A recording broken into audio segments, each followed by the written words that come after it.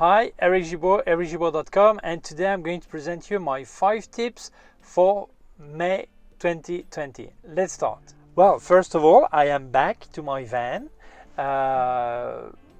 Confinement is still on, but now it's more easy, we can move. And for me, it was really a nightmare to be recording at home because the neighbors are really noisy. It was really a problem, and I've got my daughter Pino 2 days, and 2 days I don't have her, and so when she's with me, it's impossible to record, and when she's not here, the neighbors are nightmare. So I prefer to record here. Light is more stable, and even sometimes we can hear some people pass by the van or cars or whatever. It's still easier, a lot easier for me. And by the way, sorry, I forgot to record the 5 tips of the month for April. I don't know why. I was really busy with all these things going on. I forgot about it. So here's May. Okay, so let's carry on. So tip number 1. Why I say tip, it's also advice, not just tip. Okay, but number 1, many people want to do black and white photography, and they actually make the picture directly in the camera with the black and white option. And I think this is a wrong way to go, because it actually gives you a JPEG, except if they have a Leica monochrome, but it's a really high budget. So I speak a normal camera, you normally do this. If you get the option to black and white, it gives you a JPEG. But the problem is, working black and white is not the same as working in color. In color, you have the help of colors. In black and white, you have the help of contrast. And who says contrast, highlights, shadows? You need to be able to fine-tune this properly. And if the JPEG the camera gives you is not the way you like, it's very hard, very complicated to adjust it afterwards. So what you can do is use the black and white feature of your camera, make a first picture, see if the colors, when they pass to black and white, they're okay, and then go back to raw file and make a color picture, and then you will fine-tune it, develop it, and edit it in your computer. This way you will get the highest quality, because you will have all the details in highlights, shadows, all this, or at least you can work a lot better with just a JPEG. So I recommend don't use the black and white feature for a definite picture. Use your raw file, color raw file, and then work on your black and white in your computer. Tip number 2. Well, very often when we make landscape photography, we have a tripod, and then we look at the place, we look at the landscape, and then we decide how to frame and all this, and we get everything we wanted in the picture, we get everything we wanted properly in the picture. But when we speak about street photography, this is not the way it works. Normally when we do street photography, we have the camera stuck on our eye, and we're like this, okay, like this maybe, and we don't see anything around. Actually, we look at the scene before lifting the camera up to our eye, but afterwards we just stuck in the viewfinder like this, and we don't know what's going around. And sometimes we would be really interested to, like we see a guy coming in a bicycle, and say, oh, we don't see it, he's coming here, but we don't even know about it. If we open our eye at the last second, maybe not all the time both eyes open, because it's hard for some people, but you just open your eyes like a last second check, control, and you see this happening, you say, oh, wait, okay, now I got it. Okay, so you would get more options to grab more things of the scene. So or the other way around, you just like this, and you just thinking, and then you see that there are many cars coming, so I must make the picture now. So it urges you to make the picture. So actually, what you do is just the last second, you just open your eyes to make sure what the scene is. Obviously, if you were using a rangefinder camera, then you would see the frame where your picture is going to be, and you will have some more around it. But most reflex or mirrorless camera don't work this way. What you see in the viewfinder is what you will probably get. So if you open your eyes just like this, you make sure what's around, and it gives you an opportunity to get a bit more, to grab a bit more. Tip number 3.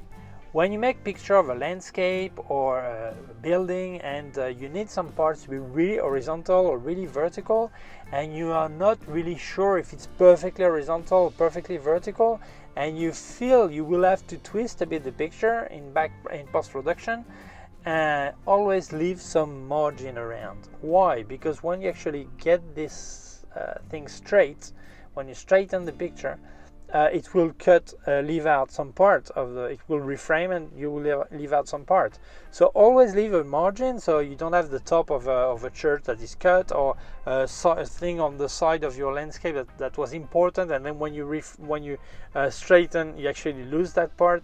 So it's important you leave some margin, get a bit more, so this way when you actually straighten, it's still in there, okay? And it's true that you will lose some resolution, but I think we already have enough resolution in camera, so you don't worry too much about that. Obviously, if you have to reframe a lot, yeah, that's a problem, but normally what you lose, even if 10-20%, that's not dramatic. And most of the time you want this picture for the internet, you will not even print it, so don't worry too much about that. Advice number 4, put numbers of the gear you have in multiple devices. For example, you have 3 batteries, put a number on it, a letter or color code, whatever. Why? Because if, for example, you're using your camera and we have a battery in there and you feel that this battery is not lasting as long as the other, but when you go home you can't remember which battery it was, if it was in this pocket or in the other pocket or whatever. If you have a number on it, or a letter, or a color code, you know that was the green battery, or the number 2, or the E letter, or whatever, and you know which one it was. And not just that, it means that if maybe you realize you're always using the same battery, and you have one is dying because it's too old, and the other one is dying because it's never used. So I advise this way you turn around your gear. So this battery is number 1, when I take it out, the next one to go is number 2, and when I get out number 2 is number 3, and then I'll be back to number 1, and this way. And for flash units, the same thing. If you have the same flash units, I mean you have 2, 3, 4, 5 flashes, and they're the same model, put them number on it, so you will know which one is failing or giving a problem, and also you will turn them around, because if you always use the same one, the condenser will be dying before the other one. So this way, today you're using number 1 and number 2, next time you're using number 2, number 4, or whatever. That's only what combination you have, but make sure to have everything numbered or with an ID, and turn them around. Tip number 5, when you use rechargeable batteries for flashes, make small families like this. Here I've got a small pack of 4 batteries, and what I do is when I buy batteries, rechargeable batteries, if they are disposable battery, it doesn't matter, when they're empty, okay? But when they're rechargeable, I get some gaffer tape like this. I stick them, because gaffer is you can stick it and unstick it many times. Okay, I've got this battery like this, and this way from day one they've been living together. This means that when I charge them, they get charged together. When I use them, they get uncharged together, and this way they get old at the same time. If you start mixing up all your batteries, sometimes the flash, you'll tell the battery is empty, but it's not the battery that's empty, it's one of the battery of the 4 batteries that is empty. Why? Because it's older, or it was not charged properly, and it's a big mess. So when you buy batteries, make small families, small group of 4, stick them together. If you don't want to stick them, use anything else, but get them together and never mix them. So this way, if there's any problem when charging the battery, this is the same pack that is having a problem, and it's not mixed with the rest. And you can also obviously number them, okay, or give them an ID letter or whatever, as I said before, okay. But get them together, and never mix your batteries. Make sure they charge together, uncharge together, like this, and the other pack is another family, is another story, and that's it. Well, I hope these 5 tips of the month were useful to you. If you feel it may help other people, please share it on social networks. If you have not done yet, please subscribe to my YouTube channel. There's a small button down here and also a small bell. If you click on the bell, you get notified when I upload a new video. My website, ericgibaud.com. If you have any question, you can leave a comment below. Send me an email to info@ericgibaud.com. Below, I also leave you links of my gear on Amazon, also links to other parts of my YouTube channel. Please take care of yourself. These are tough times. The virus is on, so take care, please. Okay, see you soon. Bye.